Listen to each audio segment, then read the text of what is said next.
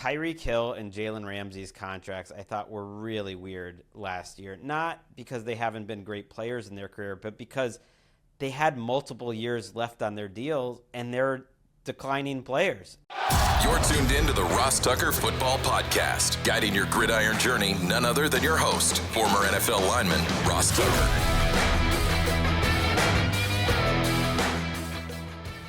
Oh, yeah, it is. But it's not just any Ross Tucker Football Podcast. It never is. It is a Monster Monday. We are presented, of course, by DraftKings.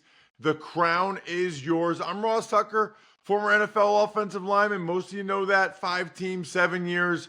Very fortunate to have that journeyman career. Now I get a chance to broadcast games on TV for CBS and the Philadelphia Eagles, as well as on radio for Westwood One. Have a bunch of podcasts.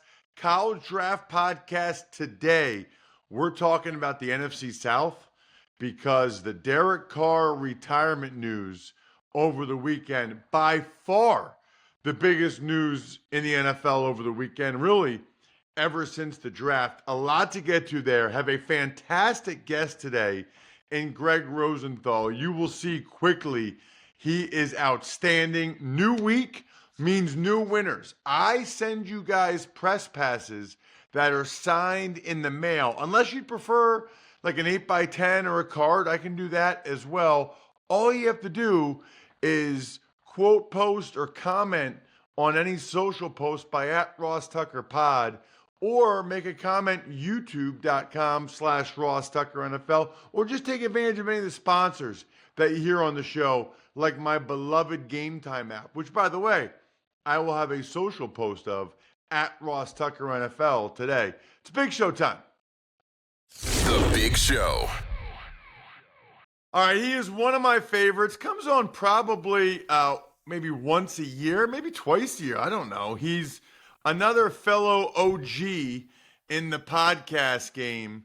A long way back. He's got a very popular show. Now, you can check him out on social media @Gregg Rosenthal. I was actually on his show, NFL Daily.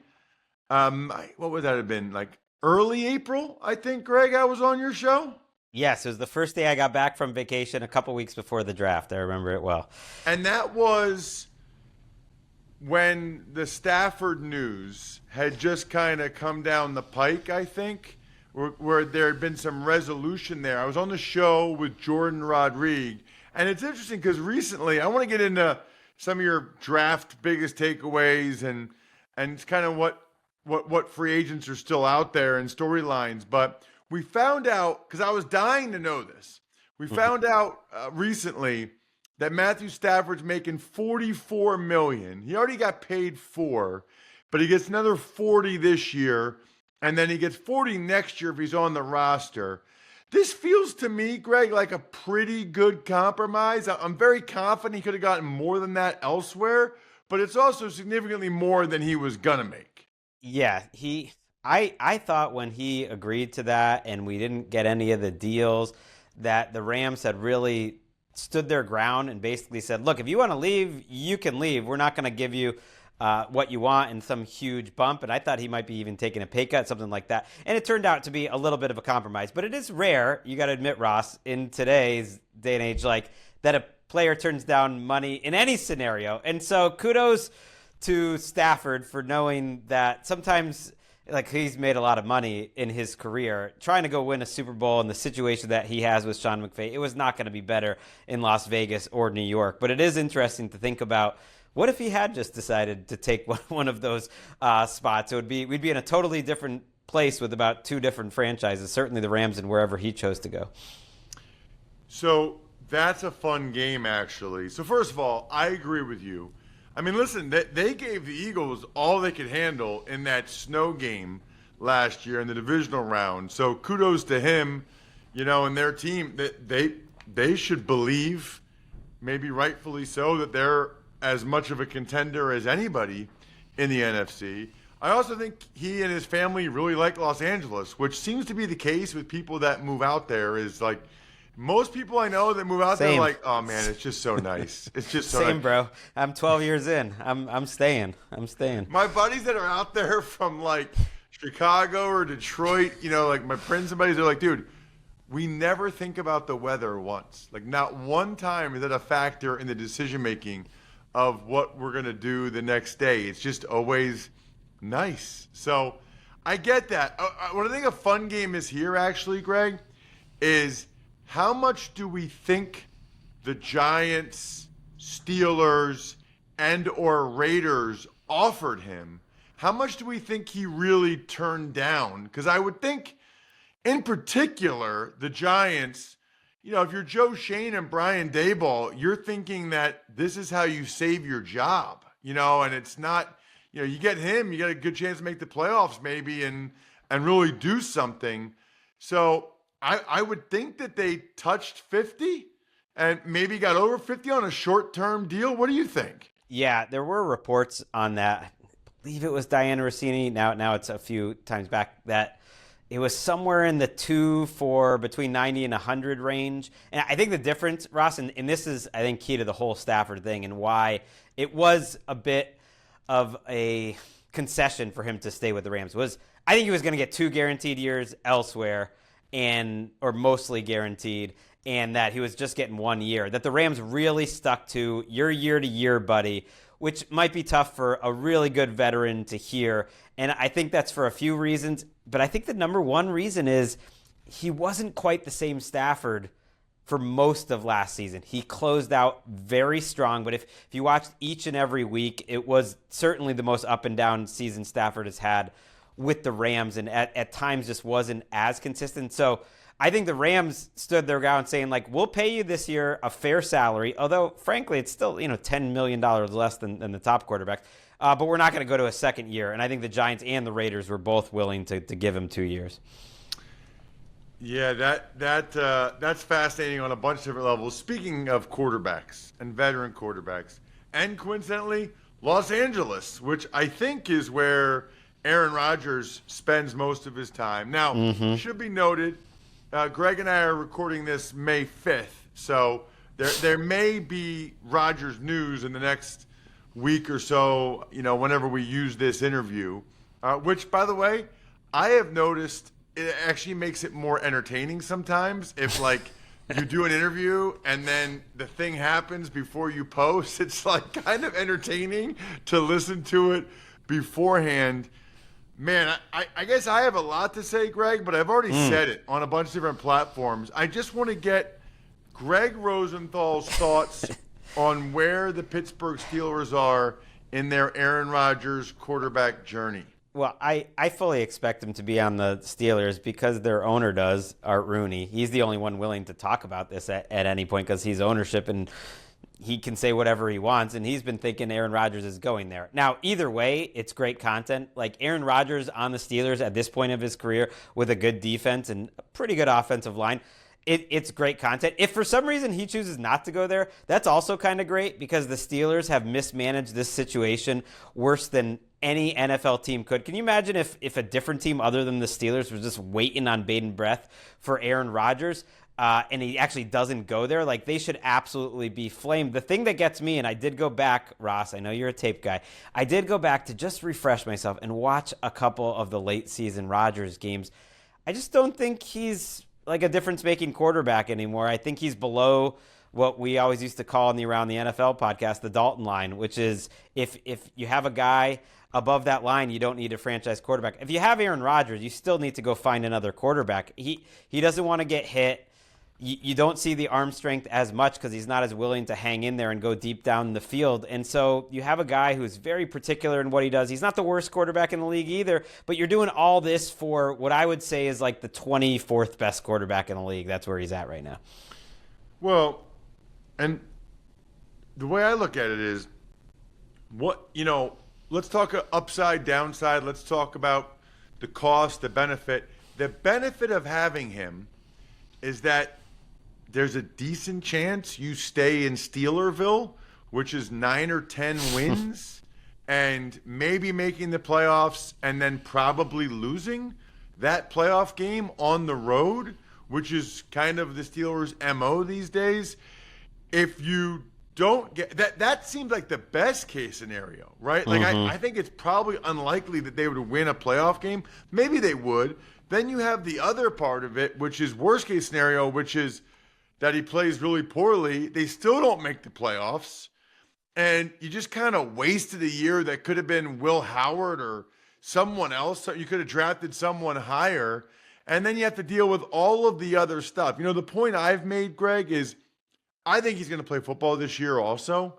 And I'm sure he has his reasons for why he hasn't signed yet. I think every day of OTAs that he misses, whenever those come up in mid-May, that's kind of disrespectful, right? It's almost like he doesn't want to get the flack for missing a practice like he did last year, minicamp like he did last year. So is he going to wait till after all of that and then sign and be ready for training camp? I just, guys that want to play, that you can tell. Like, if you're waiting this long to decide whether or not you want to play, I think he will play, but I don't think he really has a burning desire to play if he's waiting this long. Yeah, I hear that he is at the point of his career like pass rusher Justin Houston was at a few years ago. He'd always just like wait till August and figure out like who needs me and the Ravens want me now and like skip training camp, skip OTAs. And I get that. And he would go in and he'd still perform well on a veteran contract. But you can't do that as a quarterback. And you can't put your franchise in position that you're waiting on that guy and they'll say, okay, we're fine with Mason Rudolph and Will Howard. And it's just this attitude the Steelers have had of not taking the quarterback position that seriously, trying to win in a way that, Tomlin could win way back in the day. But he always won with Ben Roethlisberger at his best. The fact that they've lost, 6 straight playoff games? It's a wild stat, Ross. It's sort of underrated to lose that many straight playoff games. And I know there is a segment of their fan base which is just sick of it. And you're right that if Rodgers plays, that's probably about the best case scenario. The upside is that, look, they didn't really get good quarterback play last year, so they're just trying to like get back to that level. I think he can do that level. That's the upside, I guess. The funniest part of it to me is that they really I had heard or people said that they really wanted Stafford. Then they were in on Darnold. Then they really tried to get Fields to come back. Yep. Maybe Aaron Rodgers just doesn't like being fourth fiddle. Forget second fiddle, fourth fiddle. And he's trying to okay, now you want me, right? Can you imagine being Aaron Rodgers and these teams forget Stafford for a second, but NFL teams would rather have Justin Fields and Sam Darnold than you? Can you imagine how, that's got to be pretty darn humbling for him? It reminds me of... and I don't want to mess this one up, but the comments Brady made, about they want this guy over me. And it was always unclear. Was he talking about San Francisco and Jimmy G? Was he talking about where was Baker landing that year? I forget what it was, but there is a part of him that's like, they really want Justin Fields over me. And the crazy thing is they did apparently. And yet they mismanaged that too because they benched him for Russell Wilson late in the year. But then after the year, they decided they want Justin Fields more, but they're not willing to extend as much as the Jets were financially. And if it wasn't Mike Tomlin and this franchise, I think they would be criticized more. And I'm criticizing them. I mean, they've mismanaged the quarterback position like in every way. They should have just kept Justin Fields as their starter last year in the end. Speaking of Justin Houston, you do a great job every year with ranking free agents. It's one of my favorite things that you do. I don't think people really understand how many games Greg watches. I mean, you essentially watch, is it fair to say, Greg, every game? I try to watch them all, yes. Yeah, and some of them condensed, some of them the coaches, yes. Yep. Say it again? Some of them condensed, I'll admit, and some of them the coaches film. You got it. Yeah, but yes. Yeah. All right. So who are some of the best free agents still available? I'm thinking about a couple years ago when in August the Ravens got Kyle Van Noy and Jadeveon Clowney, and then they both had double-digit sacks, and the Ravens were the best team, and they blew it again in the AFC Championship game. I'm thinking about Who are those guys? Are there any guys like that? Because we're in that stage now where we actually forget some guys that are available and haven't signed with anybody yet. Yeah, it's one of my big takeaways from the draft every year is we do this thing where we just expect all the drafted players to come in and be their best selves and make a big impact. And the reality is more than half of them aren't going to help your team that much this year, even in the first couple of rounds. And that there are many players that are available right now, as you mentioned, Ross, who will have a bigger impact on the 2025 season than about half the first-round picks. Now, if I'm going off my list, Asante Samuel Jr. is out there. There was some buzz tying him to Minnesota. I don't know if that's going to happen or not. Amari Cooper is out there. Like, Amari Cooper can possibly help a team, I think. Keenan Allen still out there. We talked about Rodgers. I mean, I think as quarterbacks go. J.K. Dobbins is out there. There's a number of players that are still out there. Zadarius Smith is another one that's out there that can come in. Zadarius Smith, that dude's hilarious. That guy will sign the week of the first season for pretty good money and then go out and have a decent year. He'll make sure that the year's guarantees on the opening day roster. That he's played for like every team at this point. Zadarius Smith is straight mercenary. I got respect for that guy. I have a friend who comes on my show, Ollie Connolly, who said Brandon Scherf's tape was good for Jacksonville last year. Like, he's out there. He'll probably wind up starting and being better than half these first or second round offensive linemen. Justin Simmons, like Stephon Gilmore still out there. It's these guys, Mike Hilton, who you kind of forget about. But it really is an important part of the process. It's just when do they get signed to what teams? Are they waiting around? Generally, it's players who did not get the money that they expected to in free agency. And like Amari Cooper, for instance, could he upgrade the Cowboys wide receiver group? Like, absolutely. I think he has a chance if he can stay healthy. He played through an injury last year, that he's better than everyone else on the roster at wide receiver except for CeeDee Lamb. You know, what's so interesting is those names, for the most part, okay, those are guys that have been really good players and they've made a lot of money. Because if you're a guy that was like in my position, you wouldn't want to miss the spring. Like, you'd want to make sure you solidify your role in the spring as, let's say, the swing inside guy or whatever. Whereas those guys, they know a team or teams will sign them. They just don't want to have to go there now unless the money's worth it. They'd rather wait a couple weeks in the preseason where, you know, they can maybe get more money. Maybe there's an injury. Maybe a team, to your point, Greg, they realized during OTAs and certainly the first week of training camp, they're like, okay, this guy's not going to help us. Like, he's a way off. We got to get a vet at this position ASAP.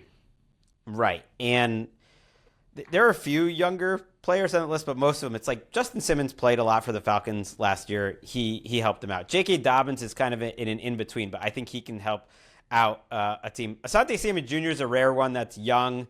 He's coming off injury. He's not a guy who is known for his tackling, who probably is upset that he didn't get the money that he thought he was going to get in free agency because of all those things. Rasul Douglas, I know, is talking to Miami. I mean, there are some rough secondary groups out there. Miami is first in my mind that need to sign players that have experience, and there are more than a few out there. Right. I'm glad you brought that up because there's a chance, you know, over the next couple of weeks, Jalen Ramsey will get traded. What an interesting situation. Maybe that's a kind word. You know, the Dolphins, as soon as Surtain got that contract, like the next day, the Dolphins were like, okay, better make Jalen the highest paid guy again, otherwise he's going to be upset. So they do the new deal with him, and now, like, 8 months later, or not even, you know, they're in this situation. I don't know how these teams allow stuff like this to happen to them sometimes. Tyreek Hill and Jalen Ramsey's contracts, I thought, were really weird last year. Not because they haven't been great players in their career, but because they had multiple years left on their deals and they're declining players. And like, Jalen Ramsey's a cornerback who needs his physicality, but also needs his movement skills. It's not a surprise that as he's entering, you know, his 31, 32 season, that he's not going to play as well. And yet they gave Tyreek Hill and Jalen Ramsey contracts they didn't need to give them, with more guaranteed money out into the future. And they both didn't have great years. And it's not like it made them any happier. Tyreek Hill was a problem for their team last year. Jalen Ramsey, he was fine by all accounts behind the scenes. It wasn't that. But at the very end of the season, when they asked him about, what are you going to do to help fix this, and what about the coaching staff and this and that, and he's like, that's above my pay grade. He would not voice a defense for his coaching staff whatsoever, and he kind of let them hang out to dry. And it's like, giving them the money doesn't really help you in the end. I think Ramsey will have a market, though. I think the Rams would certainly be interested. I'm curious if the Dolphins have to pay part of his salary, or if the Rams just take that on because they're a little thin in the secondary. I don't think anybody's taking it on. I mean, I think the Dolphins will have to pay some of it. And there's no doubt in my mind, Greg, that they did it to try to make sure that those guys were happy. Right. And you're right. It doesn't really, I guess there's two schools of thought there. Let's give them the deal now so they're not a malcontent, or let's tell them, hey, you have a good year, we'll give you a new deal at the end of the year. Give them something to motivate them. Because I think sometimes those guys, after you give them the deal, well, then what's their incentive to be on their best behavior after that? You just guaranteed them that then they just have more hand in the situation. They have the upper hand. Right. And to be fair, those are two guys that you're not going to look back at their career and think they didn't get everything out of themselves. But it's two guys that have had an expiration date at the previous place, especially Ramsey, who is known as a good leader and a guy who takes his craft really seriously, smart guy. But for whatever reason, after a handful of years, he sort of runs out of time with that organization. And even the Rams were very much ready to get rid of him last time around. And now they're ready to kind of get that one honeymoon year that can help them maybe go win a Super Bowl again. Is there a storyline I missed, Greg? Is there something else between now and camp that you are particularly interested in? It's funny because the contracts, they all get done in the end. Brock Purdy's contract will get done. There's different contracts to talk about. Micah. I guess it's all the trades that didn't happen on draft day. I'm going to stop predicting that there's going to be trades during the draft. Teams just don't want to trade guys during the draft. But Ramsey is one. Kirk Cousins is stuck on the Falcons. I think he might have overplayed his hand. There was report that the Falcons overplayed their hands, that they would only take on so much of his guaranteed salary. I don't know where there's a home for Kirk Cousins. Falcons definitely overplayed their hand. Definitely. I don't know where there's a home, so it's just kind of funny to me. He seems stuck there, but he could get moved at some point during camp. That's before the season. Dallas Goedert is a guy who it really looked like they were trying to trade and is still there. Jair Alexander is another player like that. So there's a handful of these guys that I kind of thought would be traded that weren't. George Pickens is another one. If something shook loose somewhere else during training camp or in the meantime could go. Check him out on social media. He is awesome. Love being on his show. At Gregg Rosenthal on Twitter X. The show's NFL Daily.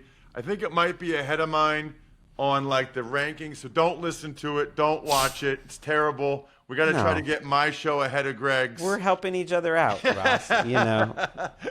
I'm just kidding. Thank you so much, man. I appreciate it. Thanks, Ross. It is schedule release week in the NFL. What does that mean? It's the perfect time for you to book hotel rooms, for you to figure out what games you're going to go to with your buddies. The good news is you don't have to figure out what you're going to drink. You're going to drink Smirnoff. It's the world's #1 vodka. It's an official vodka partner of the NFL and this show, which I greatly appreciate. That tells you how smart the people are at Smirnoff that they sponsor this show. Grab a bottle of Smirnoff at your local retailer. Here's the key. Head to Smirnoff.com to find recipes of delicious cocktails perfect for game day. Please drink responsibly. Smirnoff #21 vodka, distilled from grain, 40% alcohol by volume. The Smirnoff Company, New York, New York. Please not share with anyone under legal drinking age. Tuck's Takes. All right, Ross, the biggest news, something you mentioned at the start of the show, Saints quarterback Derek Carr, he is retiring after 11 years due to a shoulder injury. He's going to forego $30 million guaranteed this season, but the Saints won't go after his $10 million roster bonus and signing bonus. Gonna make this my Labatt take of the week. Brought to you by Labatt. With Labatt, you can buy beer and get gear. Go to their website, snap a photo of your receipt, and upload it to gain points towards exclusive merch. Any size, any product, anywhere you're buying Labatt. Sign up at rewards.labattusa.com. 3 things jump out to me here. Number 1, NFL players do not voluntarily give up $30 million. Nobody does, which means that the Saints made it clear to Carr and his representation, if you just have the surgery and go on IR, we're going to fight this. We're going to file a grievance because you didn't tell us in March that your shoulder was bothering you when we redid the contract. You weren't working out here when you felt the discomfort. So that's number 1. Number 2, because of that, I'm not 100% convinced that Derek Carr never plays football again. This might be a financial short-term marriage. We'll see what ends up happening. I'm not saying he will. I'm just not 100% convinced that he won't. Lastly, if there was ever a year for the Saints to hit the reset button on their salary cap and get things back in order, this would now be that year. Panthers, they make a couple moves. They cut Jadeveon Clowney, and they placed running back Jonathan Brooks on the PUP, which will end his 2025 season. So Clowney's interesting. Never became what people thought he could be. He's a journeyman. However, he's made good money. And remember, he had the microfracture surgery. He's actually lasted a long time as a mercenary. And then the Jonathan Brooks thing, incredibly sad. Going to miss the whole year. And it just reminds me, Jack, this is what happens when teams draft guys, sometimes with radical med flags, right? These are the things we talk about before the draft. Sometimes it works out. The guy plays. He's awesome. Other times the injury becomes an issue. I think we're done here. Thanks for tuning in to the Ross Tucker Football Podcast. Make sure to also check out Even Money, Fantasy Feast, and College Draft, all on the DraftKings Network on Samsung TV Plus, YouTube, or subscribe to the podcast on your favorite platform. Shout out myfrontpagestory.com. If you missed Mother's Day, you have nobody to blame but yourself. I say it on almost every show. So Father's Day, it's a month away? Don't blow that one, too. MyFrontPageStory.com, BackOfficeScheduler.com, HumanHeadNYC.com, Sporticulture, Pizza Boy Brewing.